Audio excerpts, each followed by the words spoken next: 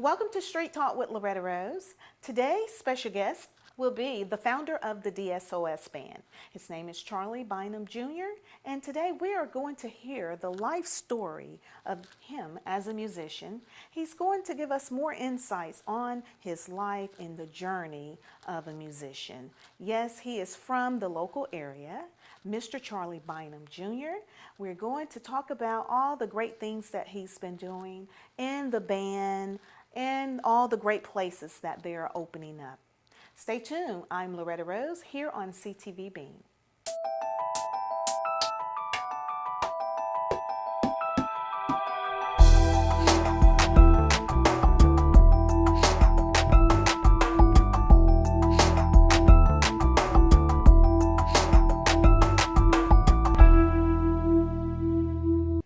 Welcome to Street Talk with Loretta Rose, and today I have a special edition here on Street Talk.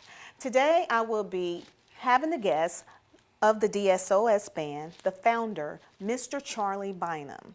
Today we're going to be talking to him and about his life story in the D.S.O.S band. So welcome to the show, Mr. Bynam. How you doing, Loretta? Junior.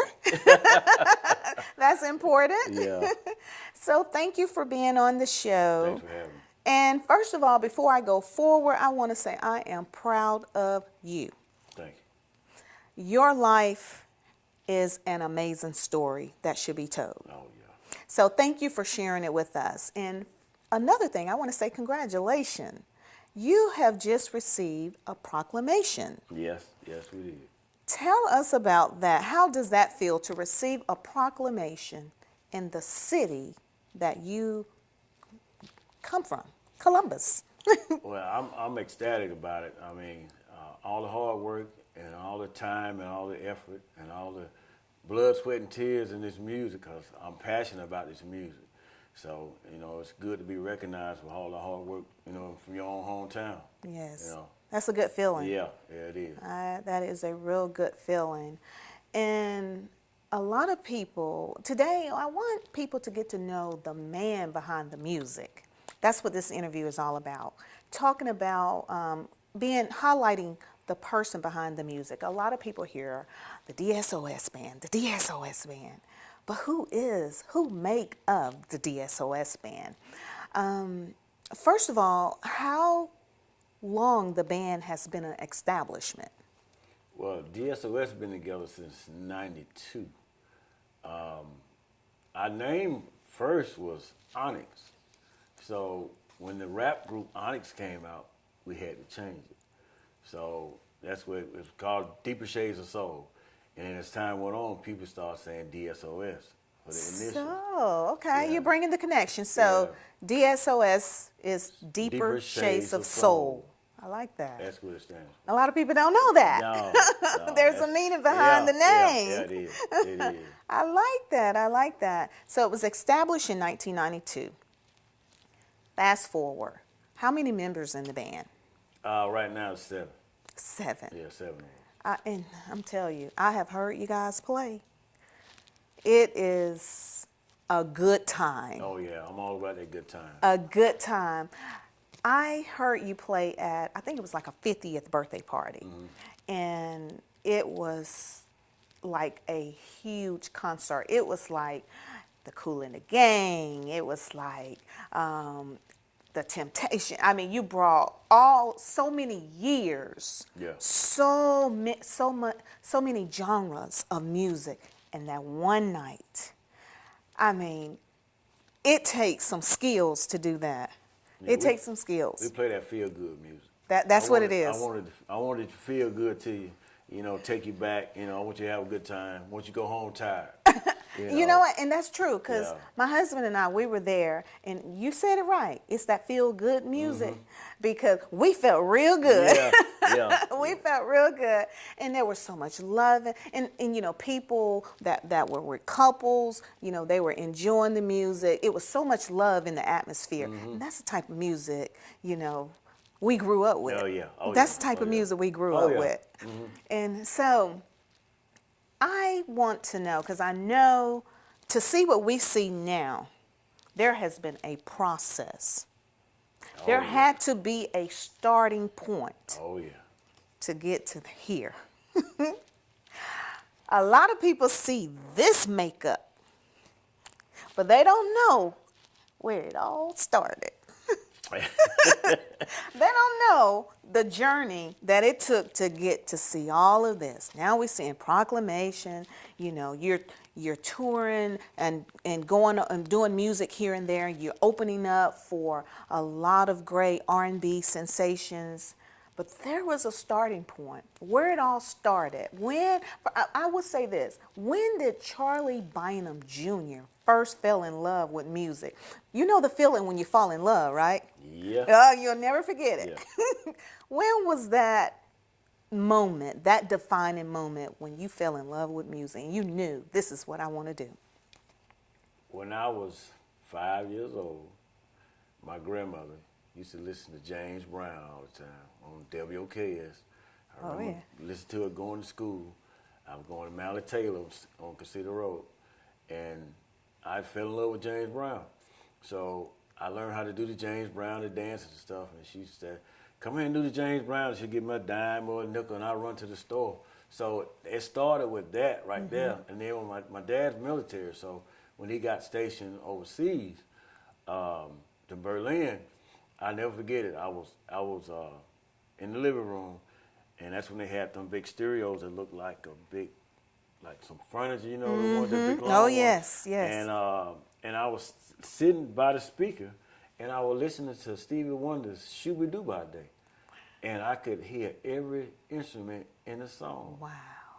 And that's how I listen to music to this day. I listen to I hear everything that's going on. Wow. I can, while I'm playing, I still hear what everybody's doing.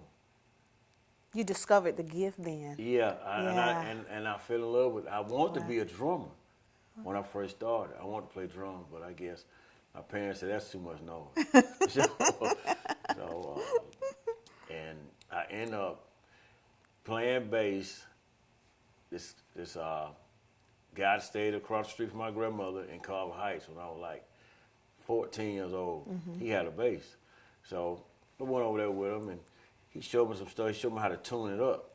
And I messed around with it. So I told my father, he was in Fort Polk then. We was here in Columbus. And I told him I wanted a bass guitar. And, I wanted one. So my first bass guitar came from the PX. It was $66, and my amp was $40. And I treated that thing like it was $1 million. Okay. And I played that thing every day. I would go to the concerts at the auditorium. They'd come here, and I would make my way to the stage, and I would be right in front of the bass player, and I would watch. And I would come home and just, try to do what he did. Yes. But I always had a good ear. Yes, yes. And you still do. Yeah, I had a good ear, and I could Yes. figure it out. And as time went on, I got better and better and better. But I just had to keep practicing. Well, what a blessing is you had parents that encouraged you, with that passion that you had, and they nurture it by providing what you needed and encourage you along the way. And I know they're so proud of you. Yeah. Shout out to you, Dad, Yeah, Mama. Senior, Yeah. and Mom, Yeah. because that's so important. Yeah. That is so important. Okay, so what sparked you to start a band? Kendrick High School. Kendrick High School. 1978. 77, 78. We had some guys at school that played instruments, so they found out I played. So we said, hey man, one Saturday, we got together in one of our friends' house, and we was out there in the garage, in the carport, sometime in the front yard playing in the cold. It was, fall is cool. So we played and played and played. We played one song all day long. We didn't care. We were kids. Yes. Yeah, we were kids. So that was just a joy for me. Yeah. And that sparked my, and when I went to my very first, and I told this to him when I met him, when I went to my first Bootsy Collins concert, when I saw that, it was a wrap. That was it. I said, this is what I want to do. Right Yes. Oh, wow. How old were you then? 14. Wow. I was Okay. 14.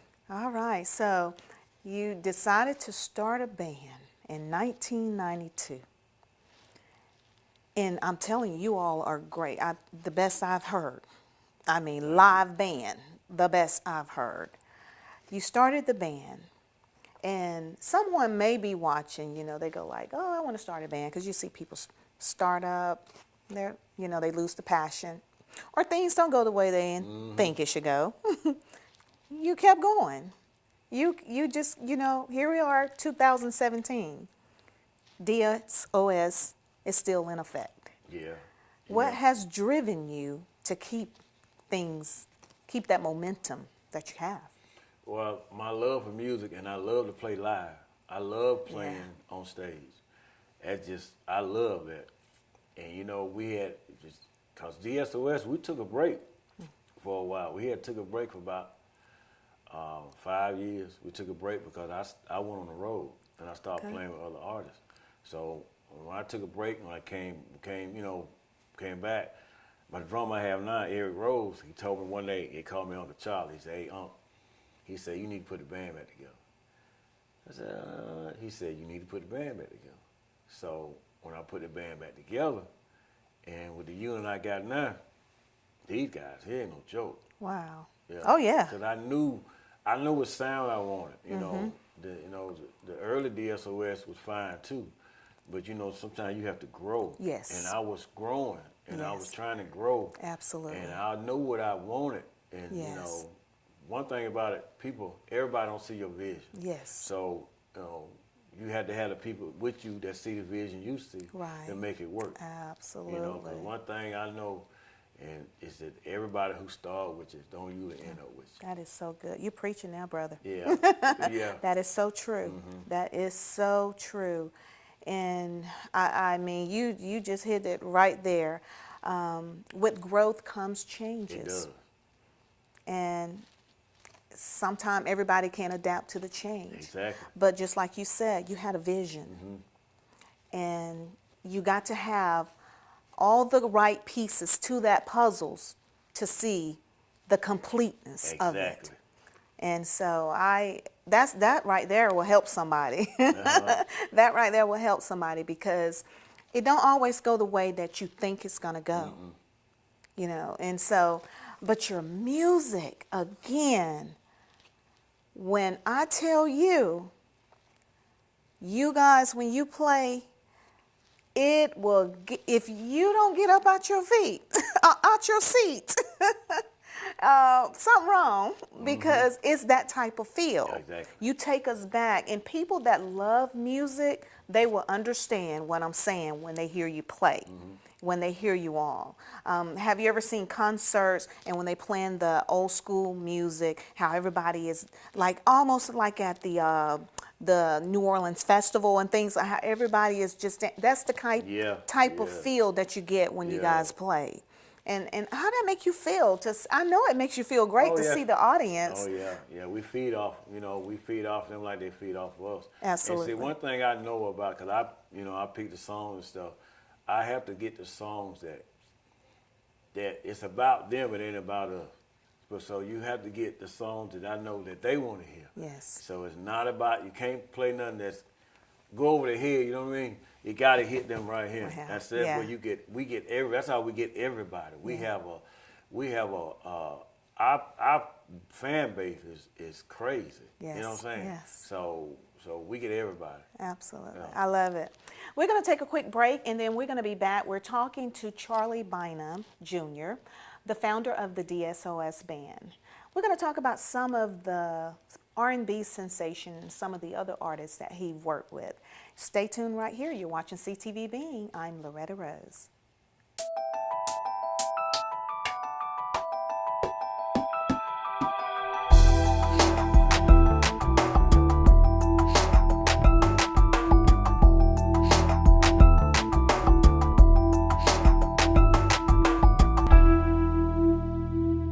Hey, you. Yeah, you. Getting that college education, what are you gonna do? Graduate and take some office job? Be like everybody else? Or will you dare do something different? Like, be a teacher. You could be my teacher. You got the skills, the smarts. Yes, you. You could be the teacher I never forget. That'd be cool. Does that corporate job even have recess? What are you gonna make of yourself? What are you gonna make of me? Welcome back to Street Talk with Loretta Rose, and I am out today with Charlie Bynam, the founder of the D.S.O.S band. We are having a great time hearing about the life of this musician and all of his accomplishments. Again, thank you so much for being on the show, Mr. Bynam. Thank you.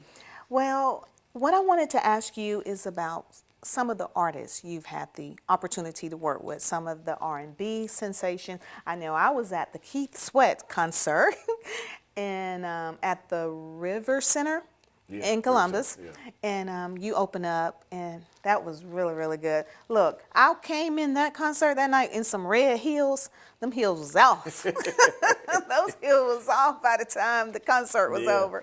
But who all have you worked with? Well, we started off with through Lil D from the radio station. He with Joe. You know, Joe came to town, and we played behind Joe. Now he's an artist from Columbus, also. Yeah. Well, they say he's from Opelika. Opelika, that's okay. Yeah. Okay. And we played behind him, and then after him, he brought in Calvin Richardson. Okay. We played behind Calvin. And after we played behind Calvin, we ended up being Calvin's band for 2 years. Oh, wow. We was a backup band for 2 years. And then we played behind Case, then we played behind John B. You know, played behind him too. We played behind Kevon Edmonds. I know all of them. Yeah. Yeah. So we played behind Big Bub from Today, the show I just did, you know, Basic Black. And, you know, I played behind Big Rob, Kenny Wayne. It was in the Southern Soul Circuit. We did Kenny Wayne. And Quite a then few. I'm the sub bass player for Party on the Moon. Party on the Moon is the #1 corporate band in the United States. Oh, wow. So I do them too. That's good. And I play in P-Funk Connection. And I have my costume. Okay. Yeah.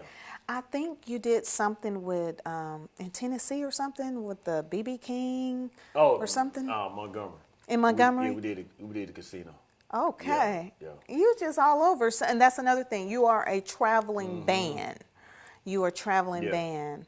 So, I mean, how did that feel? You know, went from the garage to on the road traveling. Isn't that a blessing? Yeah, it is. I love it. I love to play, you know, and then traveling to meet people. I did a show with Party on the Moon. It was a wedding in West Virginia, and the bride and groom had a surprise. We did the first part of the show. Next thing you know, Lionel Richie came out and did a part of the show. Okay. So I bet that was a nice. lot of. I mean, I've been through some, you know. Yeah, that's a blessing. And yeah. it's a blessing. It is so good to see that you're living your lifelong dream. You know, that you didn't quit, you didn't give up, regardless of what the pressure was and, and the way it looked and how it feel. And, and I want to ask you this, because in this industry that you're in, the music industry, entertainment industry, period, it is not a piece of cake. It's not. It is not a piece of cake. It's not at all. So, I mean, what keeps you in sanity? You know, what keeps you to drive and stay focused and moving forward, regardless of what's happening around you? One thing, you gotta be a leader, not be a follower, and you have to stay focused on whatever your vision is. Stay focused and have people around you that's on the same team that you on. Because some people ain't on the same. I've been out there with people on the road that I didn't want to be around. But I let them do what they did, and I went this way. You know, I just stayed focused. You know, like right now, I don't drink, don't smoke. I never did nothing my whole life. You've been all around it, but never did it. Never did it. You know, because I'm a leader. You know, I don't have to be no follower. So, So, and I knew what I wanted. I knew what was between. I tell people a lot of times, don't look at your feet. Look between them trees. All that stuff between them trees, but you got to go between the trees and get it. And don't let nobody stop you from going to get it. So it's right there. You got to go get it. Like my brother told me. He told me one day. He said, "You this close." He had his hand on the wall, almost finger on the wall. He said, "But you scared to touch it." But when I touched it, everything blew up. You know. Yeah. Yeah. Wow, I like that. It's just like having faith, Oh yeah. but without action. You just I had faith when I had nothing else. I like that. You're a family man. You have children, grandchildren. Okay. They have grew up with all this music. Do you think any of them gonna pick it up? My granddaughter Jada. My granddaughter Jada is something else. She has it all written on her. That girl, you know, she dances. She was in the Frozen play they had at the River Center not too long ago. And she's in the dance class right now. You know, and she's a little mascot cheerleader for Columbus High School. Because her mother's a cheerleader coach.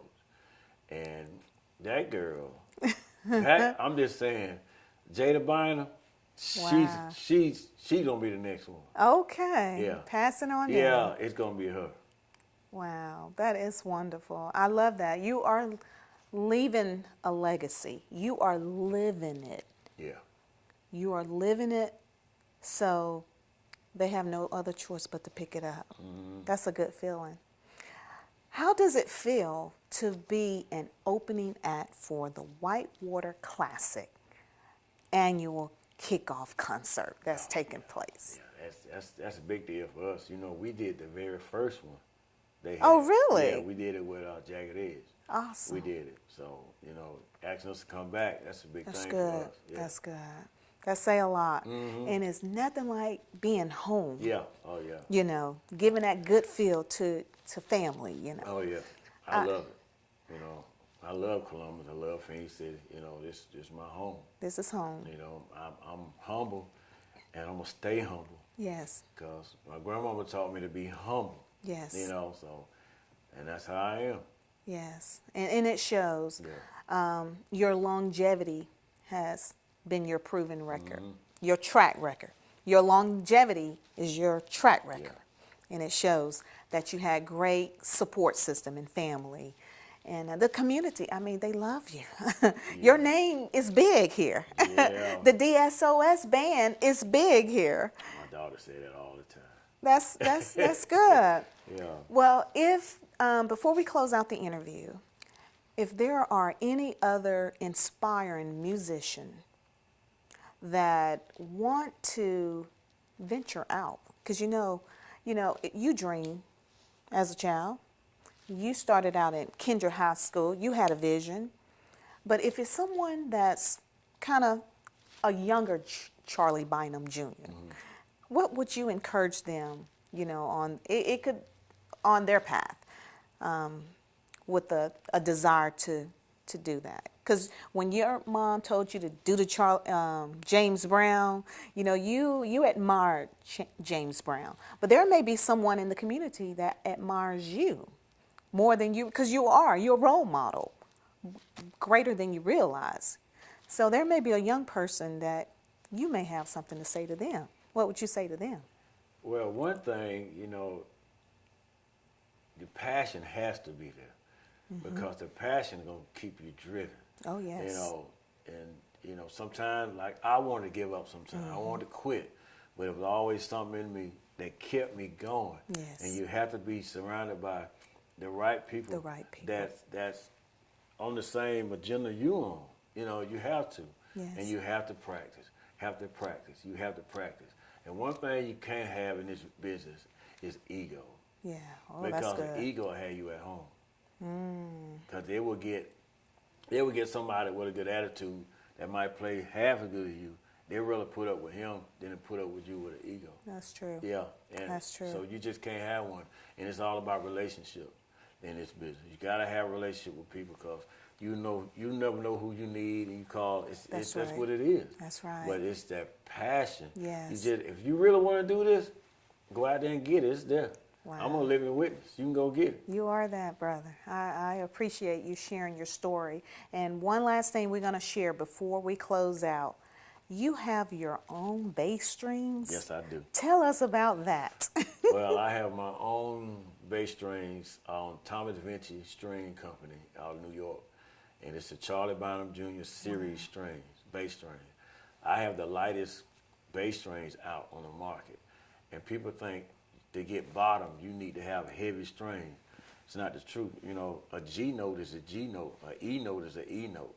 It's just easier for you to play. It makes it easier for you to play. Wow. That's just it. You know, that's so. A lot of quartet guys using my string. They order them online. So it's, you know, it's picking up right now. But when they feel my bass, I'm like, man, it's so easy to play. I said the same note coming out in it. Yeah, exactly. So why are you killing yourself?